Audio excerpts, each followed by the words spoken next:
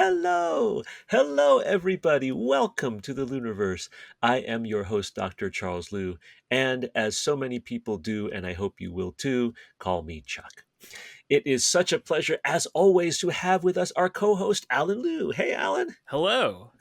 Hey, have you considered redoing any historic scientific calculations lately?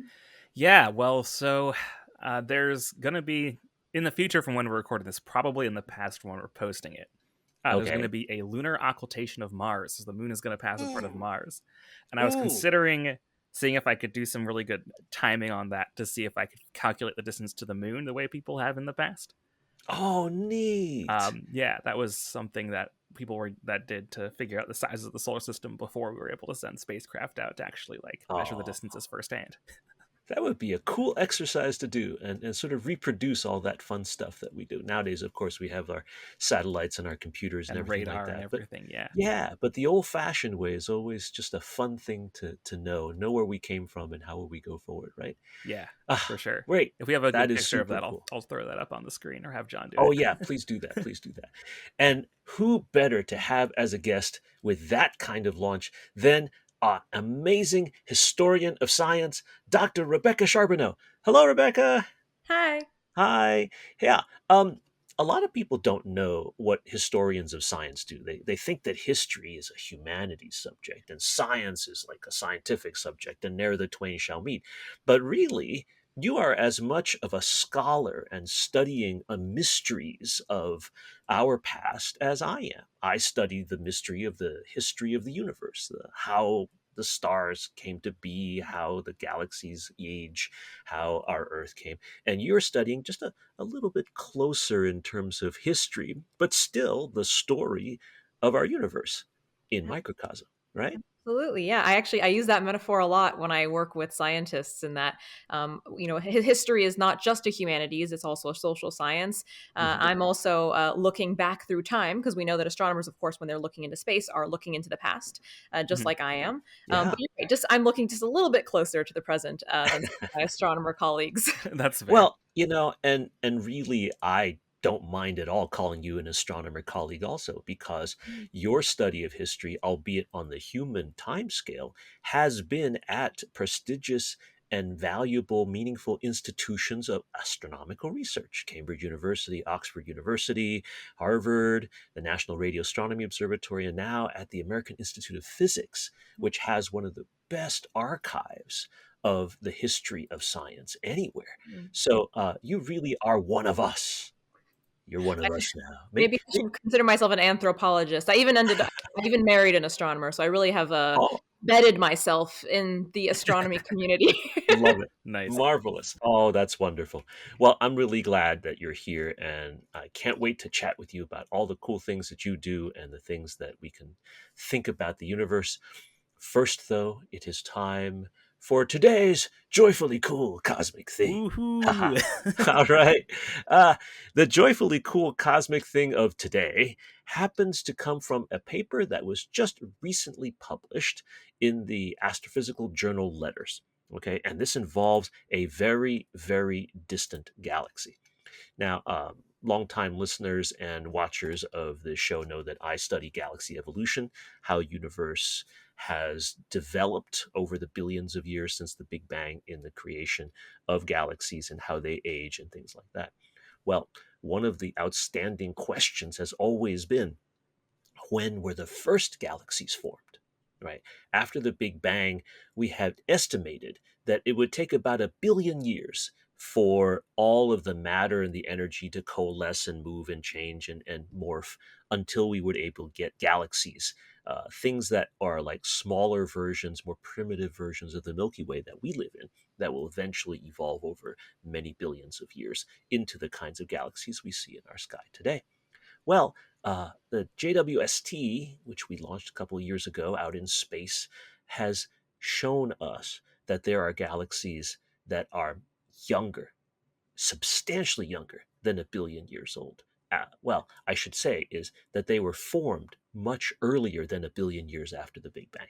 Okay, in fact, one particular galaxy has now been confirmed with this particular observation using a radio telescope system called ALMA. that this object is at a redshift of 12.3, we call it, which means that it's exists in its current form, containing hundreds of millions of times the mass of our sun. And it is fully formed at that stage only 400 million years after the Big Bang happened. That's like really Less, fast. less than half the time that just a few years ago we thought it would take for such an object to form. It's really, really quite amazing. And it really makes us all stress out about how we thought our ways of forming galaxies can be wrong, right?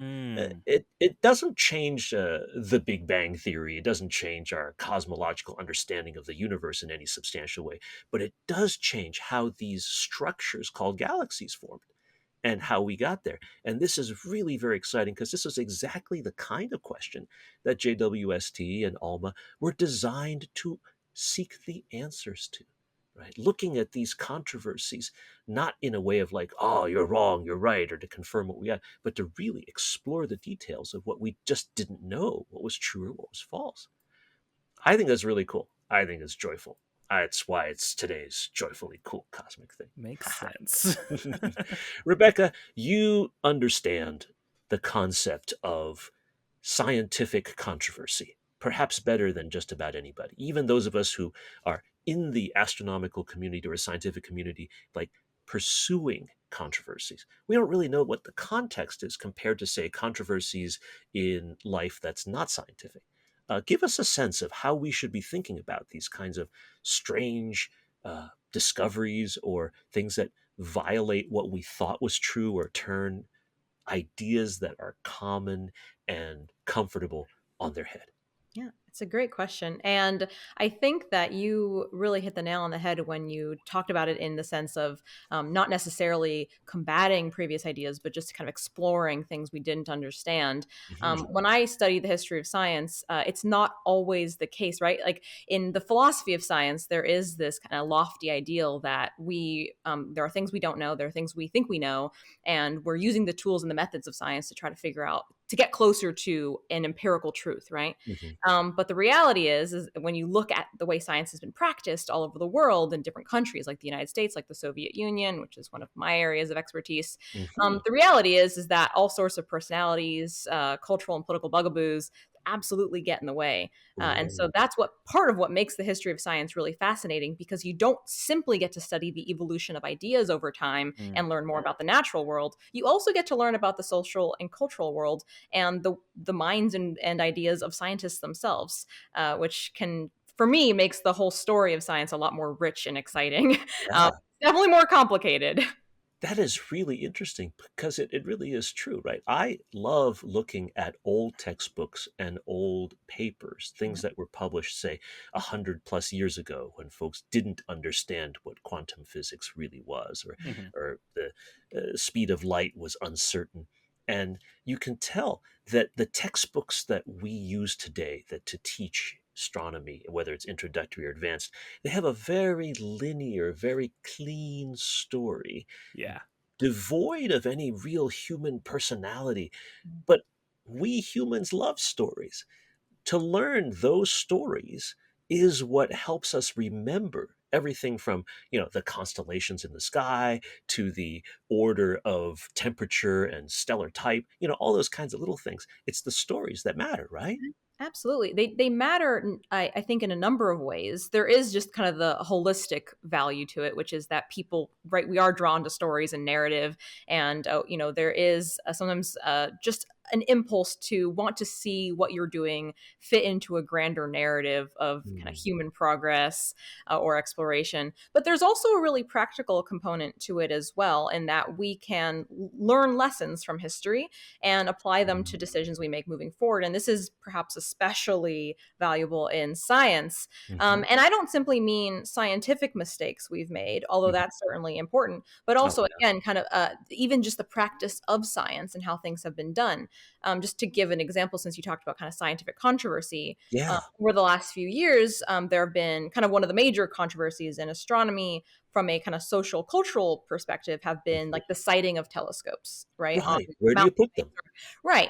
And this is a really great application of history, because if we approached cultural or social problems like that, not understanding the history of, maybe how certain infrastructure came to be, why there might be hostility from certain ethnic or cultural groups, we're really moving blindly and don't have all of the tools in our arsenal to be able to tackle those challenges, which we might want to do maybe partly for ethical reasons, but also just to see science get done. Because ultimately, all sorts of, challenges that stand in the way to science, not only may they cause harm, which of course we'd like to avoid, but also it prevents science from happening, because there's all kind of slowdowns, or we're not able to build the instruments we would like to see built. And so this is an area where, again, like, history is valuable not only for the narratives it gives us and the purpose it might help us, see, but also, again, like, a really pragmatic in science. So I'm always talking to scientists about how they should really see history as just like another tool in their scientific toolkit for navigating the practice of science, which, as I'm sure you know, is a lot more than just doing your research. I mean, I have a lot of scientist colleagues, my husband included, who, like, anytime they get to actually sit down and do their research, they're like, finally, because the work of being a scientist is really about working in the world, right? Just like the rest of us. So so history can be just another useful tool. I love that, and I love that we who love history don't have to feel shy about that, right? That it's really okay to be a historian and a scientist, or a scientist who loves stories and history and things like that, and exploring our past and how it can affect our future. Stories can also be really powerful tools for getting support of science, because some science has really obviously practical applications. Right. Astronomy is one of those sciences that exists sometimes a little bit on the fringe, where it speaks to some of our deeper curiosities, but it doesn't necessarily have really practical applications, at least not on the surface. And so getting people excited about the history of the science is one way that you garner public support. And a lot of astronomical funding comes from the public. One story I always tell people, which I think really captures the effectiveness of kind of history as a narrative tool to get public support, is when I visited Moscow last in 2019. I went to the Russian Museum of Cosmonautics. It's kind of their version of the Smithsonian Air and Space Museum. Okay. As I was walking around, I saw tons of people wearing NASA sweatshirts, which Whoa. is hilarious. Actually, I think it really speaks to the work that NASA has done. NASA established a history office in 1958, right when NASA opened, and really took charting their history of science very seriously, and the promotion of the story of the space race and NASA's role in it. And it's so powerful, that history, that story, that like, even in Russia, on the other side of the world, people are wearing the NASA meatball on their chest at a space museum. And so, the history tool is so powerful in garnering, again, like, public support and interest in the science. So I could go on forever about all of the ways that history is an aid to science. But from what I know of the Soviet space program, there wasn't one centralized program the way that NASA was. It was like a bunch of competing design bureaus, all with their own ideas. It's a great point. It's a little bit hard to compare as apples and oranges, because in some sense it was more centralized, because the Soviet government was highly centralized because it was striving towards communism. But on the other hand, because of the centralized nature of the government, they didn't need to kind of create their own little designated government institution like we did in the United States. And so, it's a little bit of a different dichotomy, but they certainly weren't as successful in kind of capturing that streamlined narrative in the same way that the United States was able to on a global scale. Yeah, we do have a very good set of we were behind and we were the underdogs, so we caught up and then beat you to the moon, Oh yeah. Americans are very good at at storytelling, right? That's why we have Hollywood, and in this case it really worked in our favor. I mean, and NASA took it seriously. This was like a really strong effort on their part, because not only did they establish the history office in 1958, they also established an arts program where they had artists like Norman Rockwell, right, like a classic Americana painter, come in and paint images of astronauts getting into their suits. And so there was a concerted effort to create a narrative and image landscape of, America's space efforts. And that, from what we can see today, had a really powerful effect. I did not know that. That is so cool. Absolutely. Wow.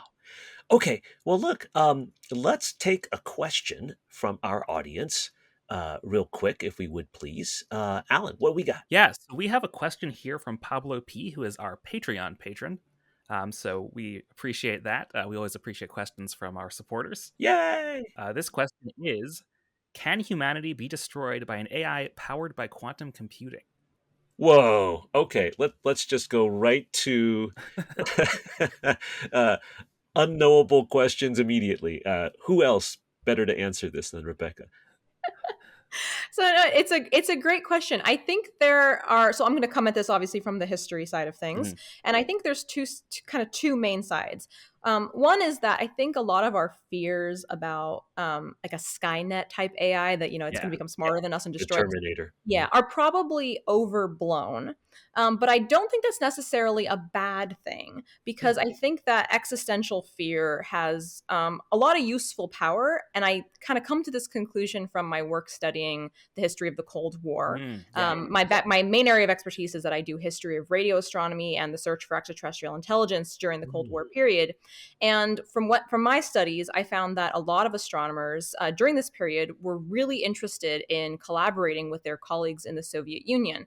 And when I went back through the historical literature and the record to try to determine like what was motivating these people to want to work with one another, even though there were clearly so many challenges and barriers to doing so, it was really clear that a lot of them had become kind of staunchly anti-nuclear activists, right? They were very concerned about this existential fear that we were going to completely destroy ourselves, and critically, that it was going to be the role of science and scientists who helped make it happen because of that role of technology, like nuclear weapons. And so I think because of that, it really motivated these scientists to reach out to one another across those ideological divides and try to work together to lower tensions. This is sometimes called science diplomacy. And so while I think that, again, I'm not that worried about the Terminator coming anytime soon, I do think that kind of reckoning with those existential fears that AI brings can motivate us to look for the real problems that might actually occur from AI. And we've already seen some of these happening through slightly more boring reasons, like algorithms, right? Like we know that, for example, like certain tech firms have tested hiring algorithms that end up having biases, for example, towards like male employees. This is just because they're trained on past hiring data. And so, of course, if past 10 years you've hired mostly men, because the tech world tends to be overrepresented with men, then you're going to have bias in your algorithm. So I think that those are actually the types of things that are really the main threat from AI, at least for now. They're not as sexy as Arnold Schwarzenegger as problems. But I do think that we shouldn't necessarily dismiss kind of that existentialism that AI evokes, because it does help us be more cautious and I think critically about the way that we're integrating technology into our society. Wow. Great points. Great answer. Thank you. Well, we will be right back with Dr. Rebecca Charbonneau for the second part of our wonderful episode here on the LIUniverse. Stay tuned. And we're back here on the LIUniverse. Hi, Rebecca Charbonneau is our guest. I am so happy to have her. And we just answered an awesome question about quantum computing and AI, which I think we really have to follow up on. Yeah, I think what's cool about Pablo's question specifically about quantum computing and AI, it's really interesting to me because these are both frontier areas right now. AI is very much a field that's getting a whole lot of investment from corporations and from governments because there's a lot of progress that's been made in the past few years. Quantum computing is even more of a basic research type thing than the AI is right now. AI investment seems to be focused on like getting products that you can sell to people right now. Whereas the quantum computing is more like doing research on how we can use these different mechanisms of computing that we haven't been able to access in the past to be able to solve different kinds of problems by using quantum processes together with ordinary processes that we use in our computers. And I think that I don't think an AI powered by quantum computing is necessarily any more dangerous than one that's powered by regular computing.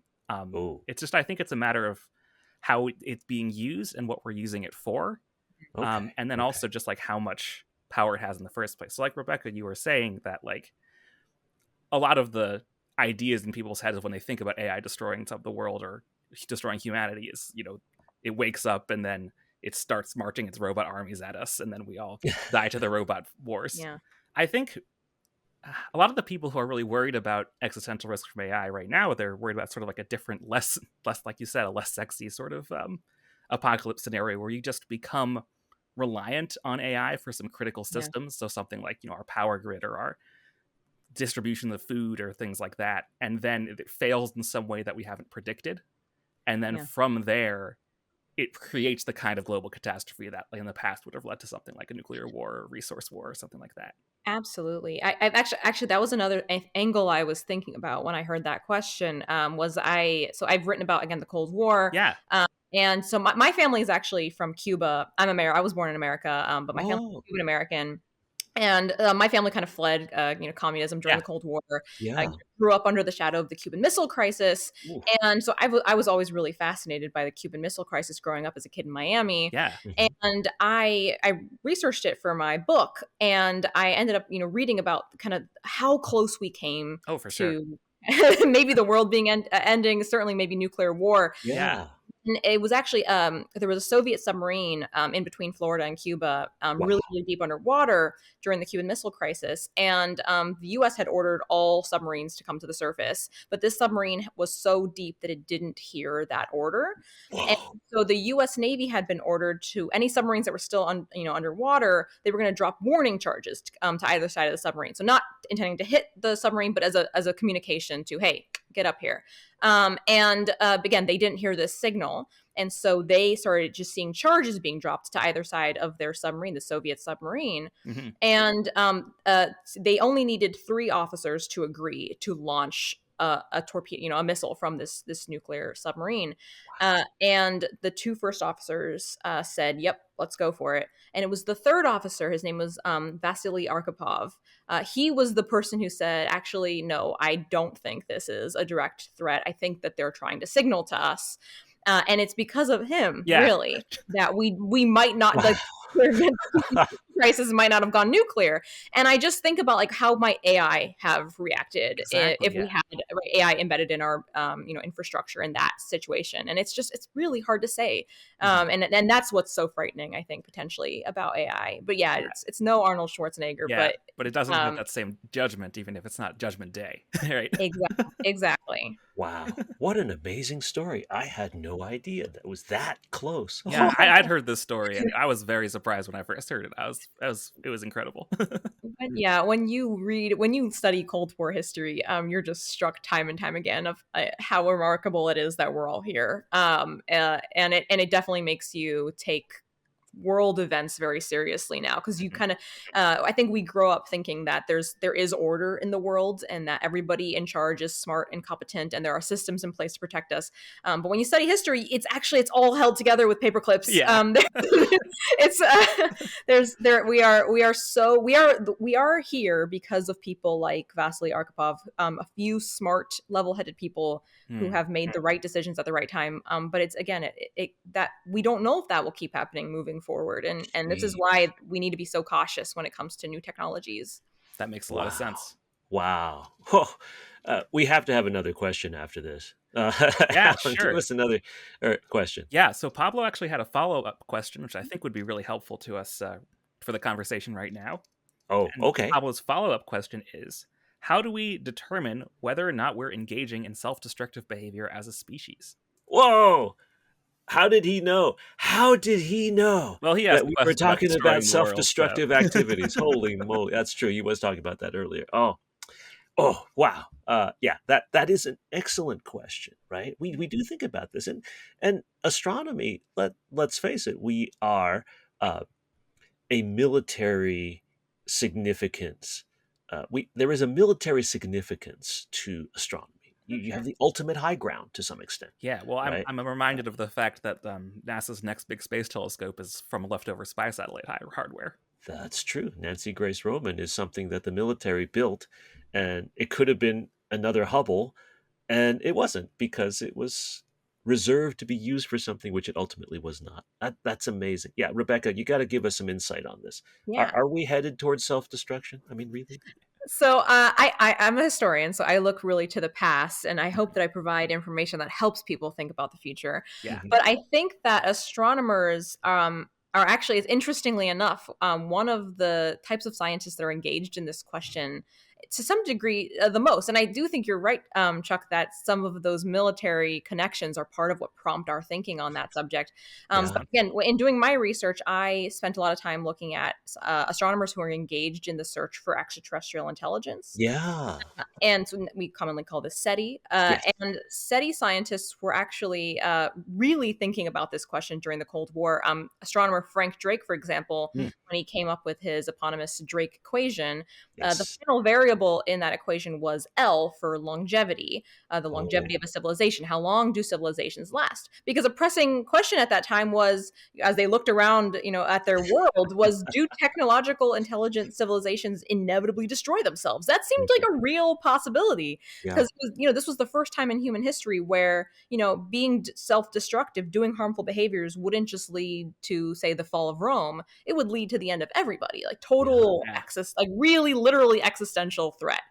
And so astronomers were really kind of at the front end of asking this question, because they were thinking about not just the short-term implications, but the truly universal long-term civilizational impacts. And so this is why astronomers and philosophers of science at the time came up with ideas like the Great Filter. Yeah. Is there some sort of threat that inevitably destroys intelligent civilizations? Yes. And so the reality is it's not always easy to tell when we're engaging in harmful behaviors. And science is not always the perfect tool to tackling this. I mean, we could just see for like most recently, we've determined that alcohol is really strongly linked in cancers, right? Yes. And that the U.S. is considering putting like a cancer warning label on alcohol. But just Yeah. a few years ago, studies suggested that actually alcohol might be good for your health, might prolong Drinking red longevity. wine. Yeah. And so this is a really critical thing that historians of science are always trying to impart, which is not skepticism of science, because some people will look at those two conflating studies and say, well, what do scientists know? They clearly, this whole thing is garbage. So there's nothing to it. You might as well eat or drink whatever you want. No, but rather to think about science as not as a body imparting wisdom, but as a method, as a tool that people are using to try to figure out what the truth is. And that just doesn't happen overnight. It involves a lot of people doing the same thing over and over again with different tools, different contexts, and trying to get closer to the truth. And so this is, again, something that astronomers do when they're thinking about that big picture threat, but it's something that all scientists do, right? Medical scientists in this case. Definitely. Wow. What's such an important point, Rebecca. Thank you. I really appreciate that. Yeah. Everybody out there, hearken well these words. I think that really makes a lot of sense. Well, look, you are a humanities person and a science person. In addition to history, are there other kinds of humanities-ish stuff that you like to bring into your work? Is there like art, music, poetry, things like that? That must also be really valuable and neat too in what you do. Absolutely. So I am a big art history buff. Yes. Yeah. Yes. Actually, it's I double majored and double minored in undergraduate school because as you're probably getting a bit of a clue of, I'm a person with many interests, That's so it was awesome. really Yes. tie me down. But one of my majors was art history, and it's something I have kept with me throughout my whole career. I think that I mentioned Norman Rockwell's paintings, Yes, that's right. that NASA commissioned during the early space race. I think that that's just evidence that the kind of material culture, that's the word historians use, but those visuals, just like narratives and stories are important to us, we're such visual creatures, and art is one of the ways that we make sense of the world, just as science is. And so it's something I like to include in my work all the time. I think that art is a really powerful tool. Yeah. So I'm very passionate about it. I am thinking right now about Edvard Munch's famous painting, The Scream. As you know, you can look at it, and can we just put up a picture of that Yeah, we'll see if on the we can. YouTube there? Okay, those of you who are just listening, go sometime onto the YouTube, subscribe there, and take a look at what we're talking about, or just maybe find a picture of Edvard Munch's The Scream. It is a very surreal and kind of slightly disturbing in an abstract way kind of picture of somebody holding their face and going, ah, kind of like this. But the background of the sky is all red and dark, and he's on a bridge or some kind. And that actually happened. Apparently that was inspired by an atmospheric phenomenon, which was the eruption of an incredible volcano just a few months before Edvard Munch actually published or painted this work, right? I mean, that's like an example of how science is affecting the artistic interpretations of things too. Absolutely. And I actually think something I like to do in my work as well is, so I think there are so many fantastic applications of how we can use science to look at art differently. Yeah. I think the example you just mentioned is fantastic. I've also, I recently talked to a scientist who used analysis of fractals in works of Jackson Pollock as a way to determine whether or not they're real Jackson Pollocks or not, and if that's an effective tool. So there's all sorts of interesting, I know, implications. But what I like to do sometimes is I like to invite people to look at scientific artifacts as art.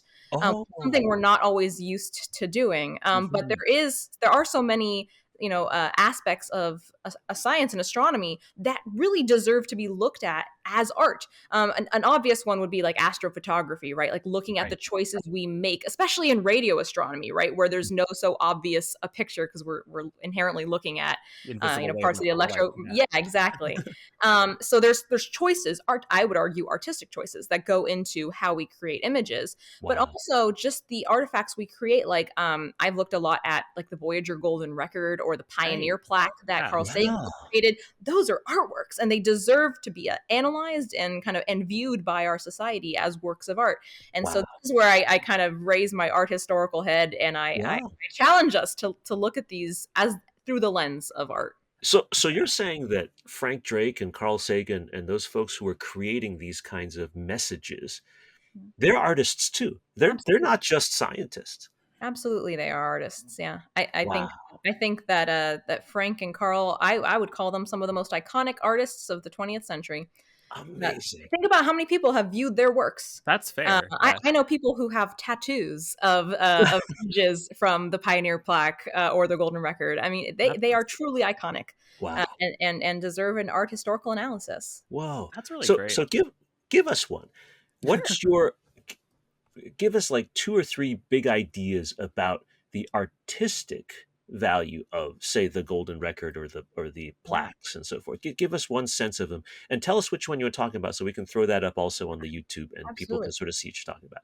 I could do a bunch, but I'll keep it short, and I'll start with one. And if you're interested, I can give you a few more. But one of my favorite ones to talk about is actually the Arecibo message, which is another work of art that I think Frank Drake created as his artistic portfolio. Right. So Arecibo was a huge telescope, which unfortunately failed recently, but it's been used in movies too, as like the secret golden eye thing. It was the biggest radio telescope in the world during its the evil people are going to try to destroy the world with. But in fact, it was just a huge radio telescope in Puerto Rico, which you could actually use to send signals out as well as receive them, right? Yes, and in 1974, Frank Drake did just that. He sent what is generally considered to be, there's some debate about that, but maybe we'll go into that later. Okay. Generally considered the first message to extraterrestrial intelligence sent by humans using a radio telescope. And it's this, I'm sure you can throw an image of it up. It's this really beautiful pixelated message that was sent by Arecibo. And I am really, really fascinated by the figure of the human being that appears on the image. I'm fascinated for 2 reasons, and it connects back to the Pioneer plaque. And so the Pioneer plaque had been launched just a little bit earlier. And Carl Sagan and his then wife, Linda Salzman Sagan, had drawn a figure of a man and a woman on the Pioneer plaque. And this actually ended up being hugely controversial. Partly this is because they were nude. This was during the Cold War period. There was McCarthyism. There was a little bit of a pushback against what we might call like kind of the liberal ideals, the idea that aliens want to see our full bodies as opposed to Eek! That's right. There were all kind of cartoons at the time. I'm sure you could find one that show people saying like, "Oh, we're sending pornography to outer space." Oh no! There was a bit of a pushback there, but there was also a pushback from the feminists of the time, for the second wave feminists, because the man was the only figure who was raising his hand in greeting, while the female stood passively with her arms by her side. And they argued that, well, this depiction was showing men as kind of the main actors in our species, while women were the more passive of the species. Wow. And so this is interesting. It's a great way of showing how it's art, because we're seeing how people are reacting and feeling to what was otherwise a very simple line drawing of an image. But that's what art does, right? It evokes a lot of passion and perspective in people. Wow. And so Frank, when he was making the Arecibo message, I think had kind of learned from the backlash and also was working in a different medium, made this very, very simple pixelated figure. He actually wrote later that he tried to make it look kind of gender neutral, but ended up realizing that it wasn't really coming across effectively. So he ended up going with the very classic kind of what I would call the man on the bathroom door style figure. But one thing he did do, which was interesting, is he indicated in the message the height of the figure. Oh. And it was 5'10". And Frank noted that this was his exact height. He's sending himself out into the universe. He later wrote that he felt like he was Scotty beaming himself up to space. But I would call that a self-portrait. Now, it's a very simplistic self-portrait, but it was. And one of the things I love to do to evoke art history is I like to talk about Albrecht Dürer's self-portraits. Woodcuts? Were they woodcuts? So not his woodcuts, although he is very famous for his woodcuts. Yeah. He actually did a couple of oil paintings, self-portraits of himself. Inherently, it's a self-portrait. Of course, it's of himself. But interestingly, he styled these self-portraits. Actually, what I should say is that self-portraits were actually really new in the Renaissance. Previously, the only genres that were really acceptable to paint would have been religious in nature, right? Like images of the Holy Family, scenes from the Bible. And so it was kind of radical to paint a picture of yourself. And if you think about it, it kind of makes sense, because this is during a time where painting was a very serious craft. Supplies were very expensive. It's not like taking a selfie is cheap today.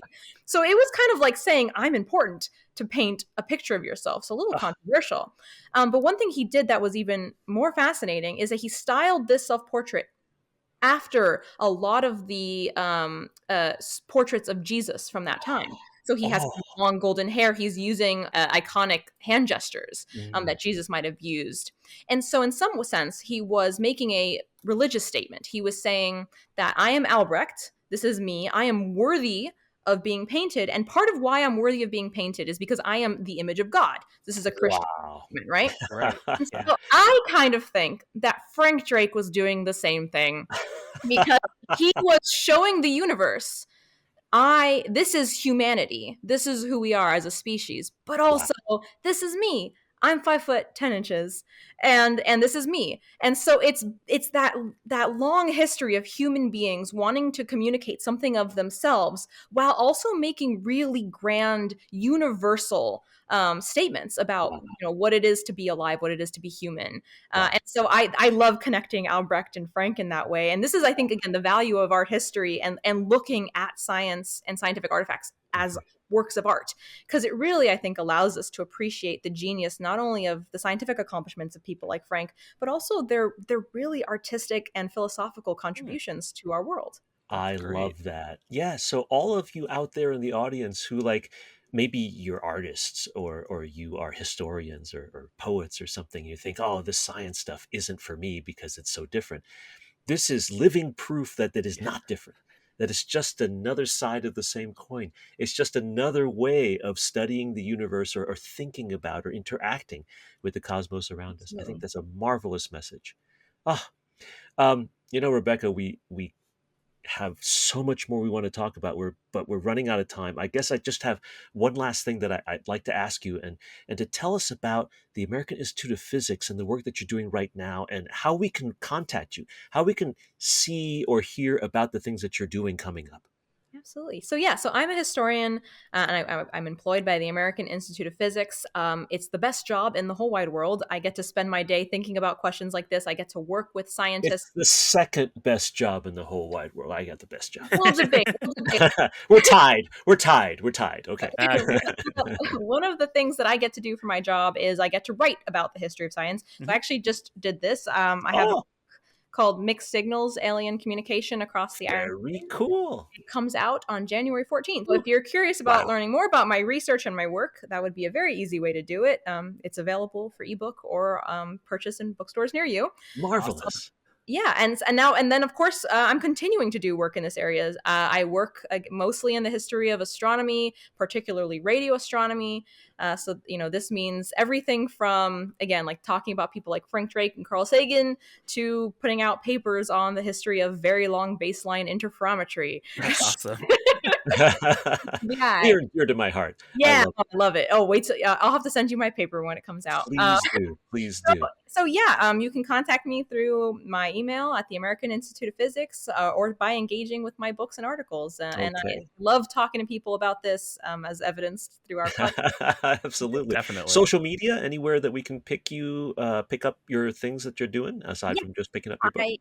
I have a website. It's just RebeccaCharbonneau.com. And I try my best to be active on Twitter at Rebecca_Charbonne, and Blue Sky, which is just Rebecca Charbonne. I won't make you spell out my whole last name. That's my gift to you. I don't know. I kind of like it.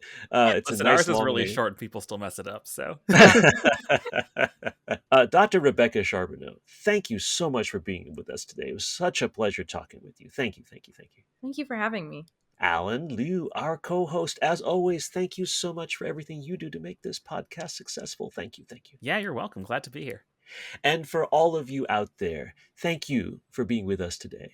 If you've liked what you've seen and heard, please support us on Patreon. And as always, thank you for being a part of the LIUniverse.